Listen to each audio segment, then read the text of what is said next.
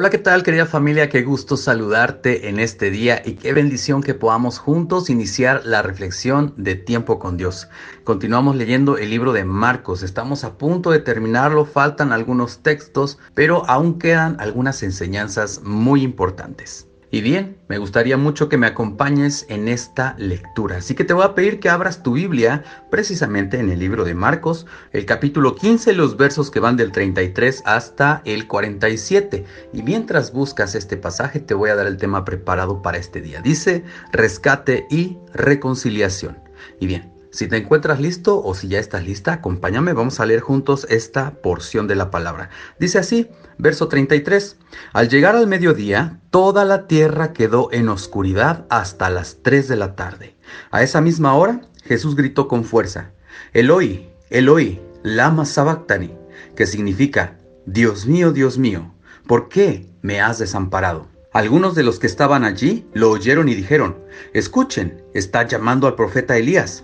Entonces uno de ellos corrió, empapó una esponja en vino agrio, la ató a una caña y se la acercó a Jesús para que bebiera diciendo, déjenlo, a ver si Elías viene a bajarlo de la cruz. Pero Jesús dio un fuerte grito y murió. Entonces el velo del templo se rasgó en dos, de arriba a abajo. El capitán romano que estaba frente a Jesús, al ver que éste había muerto, dijo, verdaderamente este hombre era hijo de Dios. También había algunas mujeres mirando de lejos. Entre ellas estaba María Magdalena, María la madre de Santiago el menor y de José, y Salomé. ¡Wow! Mira qué fuerte lo que acabamos de leer. Y bueno, vamos a iniciar con la última parte. Dice aquí que había algunas mujeres mirando de lejos. Si tú te acuerdas, todos los discípulos de Jesús se fueron corriendo. Y las únicas que se quedaron fueron las mujeres. Ahora, hay una situación muy común en esto. Cuando tú te acercas a una congregación, a una iglesia, te vas a dar cuenta que hay más mujeres que hombres. Y ahora, no hay una gran diferencia entre lo que pasaba en esa época con lo que sucede ahora. El problema es que en ese tiempo las mujeres no tenían mucho que decir, o más bien no eran tomadas en cuenta. Pero bueno, volvamos un poco al tema de lo que estaba sucediendo con Jesús. Dice la palabra de Dios que desde las 12 del día hasta las 3 de la tarde hubo tinieblas. Y esto es porque a causa de todo el pecado del mundo y por la reunión de todas las huestes de maldad que estaban sobre ese lugar en ese momento, es por eso que se había oscurecido por completo. Y aún Jesús decía, Dios mío, ¿por qué me abandonaste? Porque sabía que una cubierta estaba sobre eso y que no permitía tener ese vínculo y esa conexión directa con el Padre. Por eso es que Jesús decía, ¿por qué? ¿Por qué me desamparaste? Hay veces que nosotros nos vamos a sentir de esa misma manera, desamparados, abandonados. Pero sabes una cosa, es por cumplir un propósito y un propósito bueno. Todo lo que pasa en el proceso de crucifixión de Jesús hasta su muerte es muy doloroso. Es algo que nos consterna, que nos tiene reflexionando si de verdad valía la pena que la humanidad rechazara al Salvador. Y nos hace reflexionar sobre nuestro comportamiento como humanidad. ¿A qué es a lo que de verdad le damos importancia? ¿A nuestras ideas? ¿A nuestro poder? ¿A lo que nosotros queremos?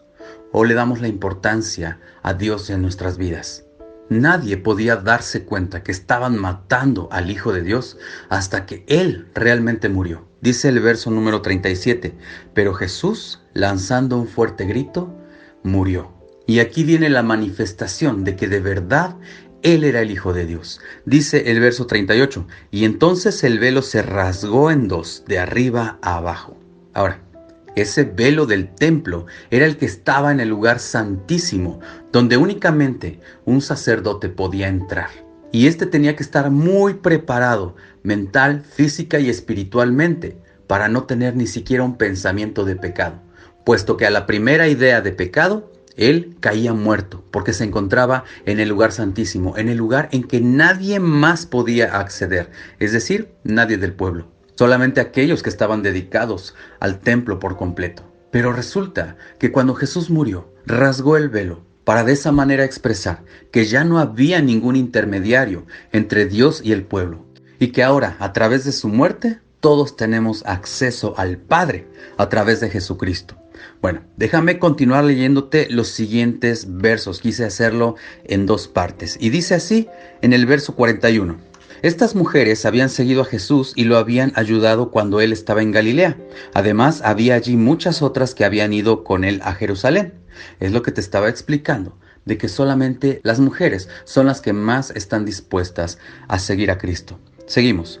Como ese era día de preparación, es decir, víspera del sábado, y ya era tarde, José, natural de Arimatea y miembro importante de la Junta Suprema, el cual también esperaba el reino de Dios, se dirigió con decisión a Pilato y le pidió el cuerpo de Jesús.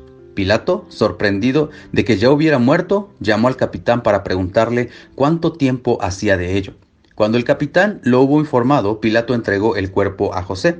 Entonces José compró una sábana de lino, bajó el cuerpo y lo envolvió en ella. Luego lo puso en un sepulcro excavado en la roca y tapó la entrada del sepulcro con una piedra. María Magdalena y María, la madre de José, miraban dónde lo ponían. Y bien, ahora el relato se vuelve más interesante, porque si te das cuenta, un tal José de Arimatea, que en ese tiempo era un rico, decidió pedirle a Pilato el cuerpo de Jesús para poderlo poner en el sepulcro, en un sepulcro que era muy caro. Y ahora, te voy a decir que Dios ya tenía planeado todo esto.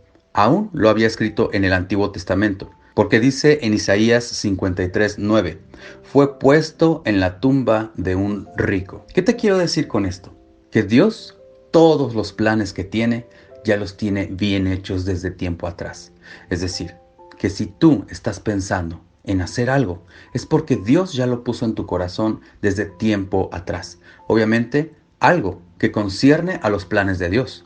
Hay cosas de las cuales nosotros no podemos tomar decisiones, sino que únicamente al basarnos en lo que Dios ha puesto en nuestras vidas, en nuestros corazones, lo vamos a hacer. En otras palabras, al Señor no se le escapa ninguna. Y esto no quiere decir que Él tenga el control sobre nuestras vidas. Esto quiere decir que nosotros le podemos otorgar ese control para mejores decisiones y obviamente para mejores resultados. En ese tiempo, Jesús mismo había dicho, ojalá pasare de mí esta copa, esta situación, este trago amargo. Pero afirmó, que no se haga mi voluntad sino la tuya. Cuando nosotros tenemos un corazón de decir que se haga la voluntad de Dios y no la nuestra, entonces empezamos a comprender que los proyectos de Dios son mucho mejores y más grandes que todos los que nosotros a veces tenemos. Y no es que menospreciemos nuestras ideas, es que simplemente tomamos la decisión de buscar a aquel en quien tenemos bendición y también la salvación. Querida familia, gracias por quedarte conmigo a escuchar la reflexión de Tiempo con Dios. Te quiero enviar un abrazo y también un saludo a la distancia y pedirte por favor que me ayudes a compartir estos audios. Ya lo sabes, puedes hacerlo a través de las diferentes plataformas digitales como son las redes sociales, los grupos o los mensajes de WhatsApp, de Messenger y de Telegram. Recuerda que compartir no cuesta nada y siempre bendice a muchas personas. Que tengas un excelente día y que Dios te bendiga ricamente. Nos escuchamos el día de mañana. Muchas gracias y mil bendiciones.